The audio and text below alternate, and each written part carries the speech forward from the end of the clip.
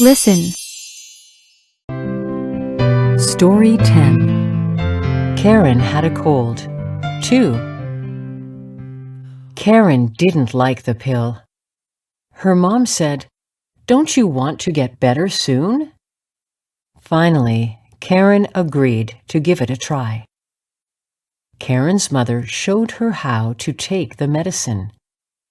Then she put the pill in Karen's mouth and said, "You're a good girl. You can do it."